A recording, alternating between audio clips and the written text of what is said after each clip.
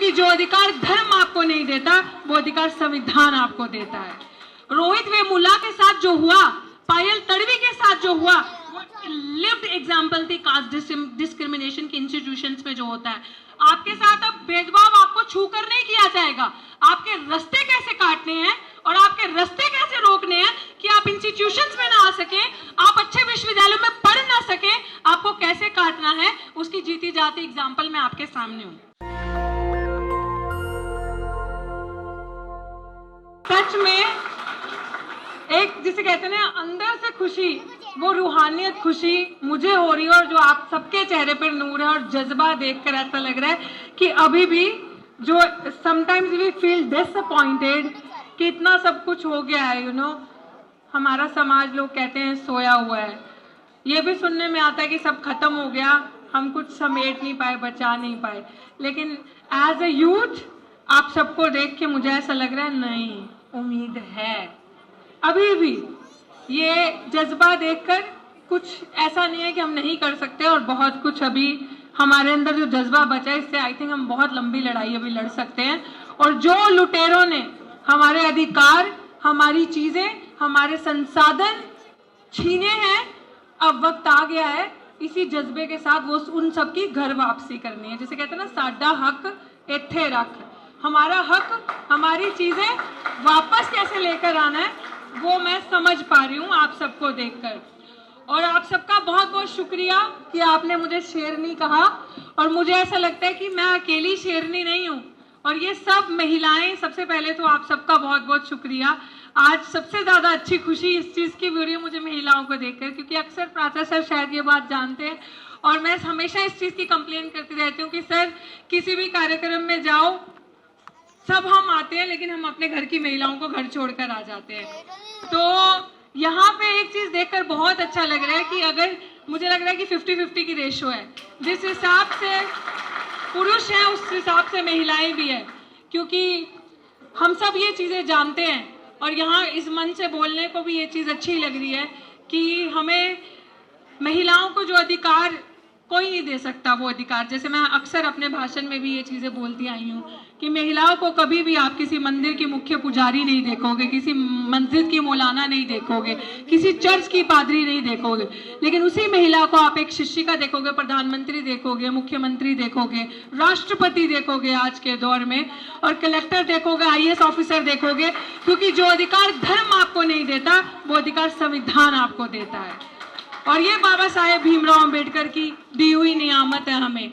सावित्रीबाई फूले, माता सावित्रीबाई फूले जो उस टाइम पे हमारे लिए लड़ी, क्या क्या साहब, देश की पहली शिक्षिका, जिसको बहुत स्ट्रैटेजी से हमारे इतिहास को मिटाने की कोशिश करी। लेकिन आई थिंक हम लोगों के जज्बे से हम लोग जो फर्स्ट जनरेशन्स आ चुकी हैं और अपने अधिकारों को समझ चुकी हैं, और हम लोग अब बहुत हो गया खिलवाड़ हमारे साथ। आई थिंक आज आपके इस मन से भी हमें ये संकल्प लेकर जाना चाहिए कि जो मार पड़ चुकी है और जो हो चुका है अब बस। क्योंकि मैं आप सबको बस अपने केस से, जो भी मुझे सुनते हैं और जिनको भी मेरे बारे में पता है, मैं यही चीज बोलना चाहूंगी कि आज के टाइम पे ना जो पैडागॉजी है ना डिस्क्रिमिनेशन की, जो पैडागॉजी है डिस्क्रिमिनेशन की, छुआछूत की, भेदभाव की ना, वो बदल चुकी है। लोग आपको कहेंगे अब कहाँ भेदभाव होता है आपके साथ, अब कहाँ डिस्क्रिमिनेशन होता है, अब ये सारी चीजें बदल चुकी हैं, ये आपके साथ नहीं होती। हम भी कहते नहीं होती, क्यों नहीं होती? क्योंकि आप लोगों को पता है सामने से आपके साथ भेदभाव करेंगे तो लॉज हैं, रगड़ दिए जाओगे, SC/ST एक्ट है, चले जाओगे जेल के अंदर। ये सारे लॉज है कि जिससे आपको पता है, डर है कि आप सामने से हमें नहीं काटोगे। लेकिन आप मानिए वैसे ही डिस्क्रिमिनेशन है, वैसे ही चीजें हैं, बल्कि जो होता था उससे अब कहीं गुना ज्यादा खतरनाक है। Discrimination has completely changed it's form today. वो आपको दिखेगा नहीं, वो आपके साथ एकेडमिकली जो जाती है, जो कभी नहीं जाती है, जो कास्ट है, वो ट्रू सेंस में इंस्टीट्यूशन में दिल्ली विश्वविद्यालय में आपको नजर आएगी। रोहित वेमुला के साथ जो हुआ, पायल तड़वी के साथ जो हुआ, वो लिव्ड एग्जाम्पल थी कास्ट डिस्क्रिमिनेशन के इंस्टीट्यूशंस में जो होता है। आपके साथ अब भेदभाव आपको छू कर नहीं किया जाएगा। आपके रास्ते कैसे काटने हैं और आपके रास्ते कैसे रोकने हैं कि आप इंस्टीट्यूशंस में ना आ सके, आप अच्छे विश्वविद्यालयों में पढ़ ना सके, आपको कैसे काटना है उसकी जीती जाती एग्जाम्पल मैं आपके सामने हूं। दिल्ली विश्वविद्यालय को रिसेंटली 100 साल हो गए। ध्यान से सुनिएगा प्लीज मेरी बात, मैं 2 मिनट लूंगी सर अगर आपकी इजाजत है, ध्यान से सुनिएगा।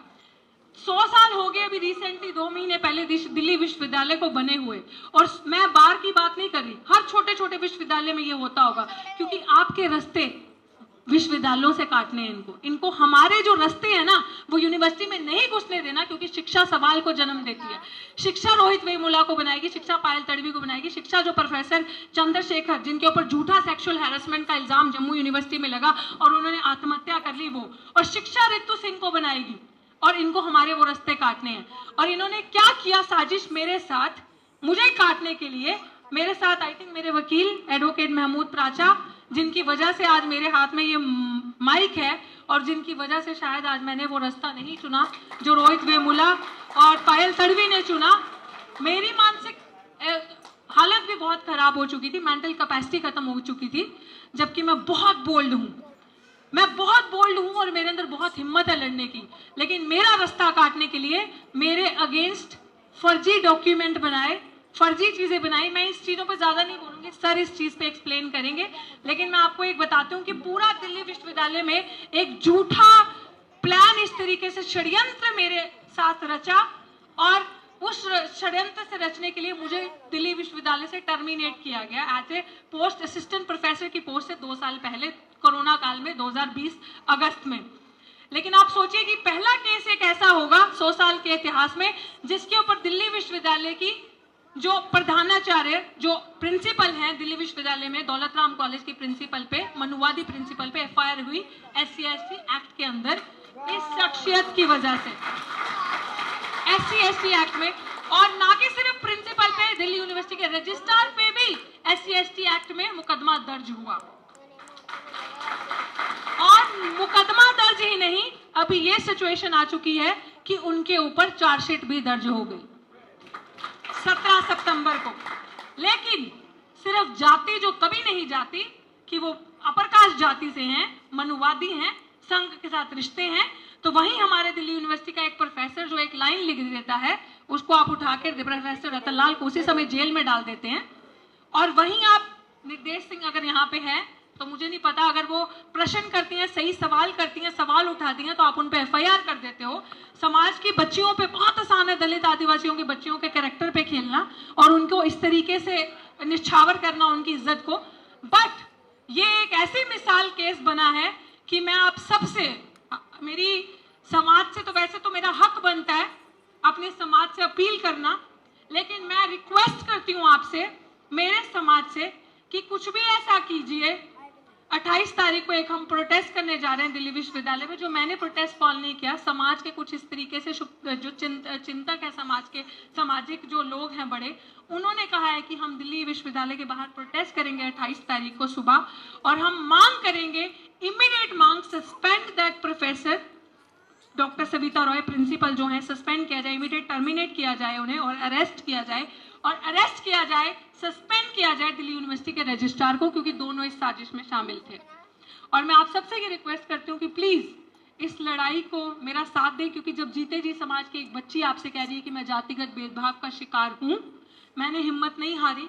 मैं समाज को, शायद उनकी क्या परिस्थितियां रही होंगी रोहित वेमुला और पायल तड़वी की, कि उनकी मेंटल कैपेसिटी खत्म होगी और उन्होंने सुसाइड का रास्ता चुना, लेकिन मैं उस रास्ते पे नहीं जाऊंगी।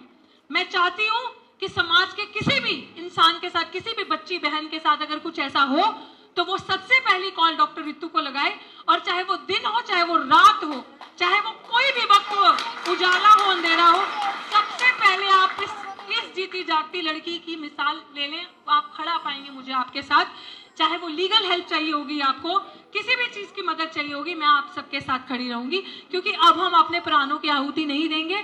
अपने बल से और अपनी हिम्मत से इनको जेल का रास्ता दिखाएंगे और इनको सलाखों के पीछे पहुंचाएंगे। यही मेरी आप सबके साथ एक विनती है, एक रिक्वेस्ट है, और मैं इन्हीं शब्दों से अपनी वाणी को विराम दूंगी। और बहुत सारे आई थिंक यहाँ पे लोग हैं जिनको मैं सुनना चाहूंगी, और आप सबसे यही मेरी उम्मीद है कि बाबा साहेब के सपने को हमने पूरा करना है। समानता का अभी दिवस भी हमने मनाया है, इक्वालिटी की लड़ाई हम अकेले नहीं लड़ सकते, और अब वो टाइम आ चुका है, या तो घर बैठ के सड़कर मरे या बाहर निकले और लड़कर मरे, और याद उसे ही रखा जाएगा जो लड़ेगा। जय भीम, जय भारत, जय संविधान। नेशनल दस्तक की आपसे गुजारिश है कि अगर इसको बचाना चाहते हैं तो नेशनल दस्तक को सब्सक्राइब करने के लिए रेड कलर के सब्सक्राइब बटन को दबाएं, फिर बेल आइकन की घंटी दबाएं। नेशनल दस्तक को बचाने के लिए बहुत जरूरी है कि हर खबर को शेयर करें, लाइक करें, कमेंट जरूर करें।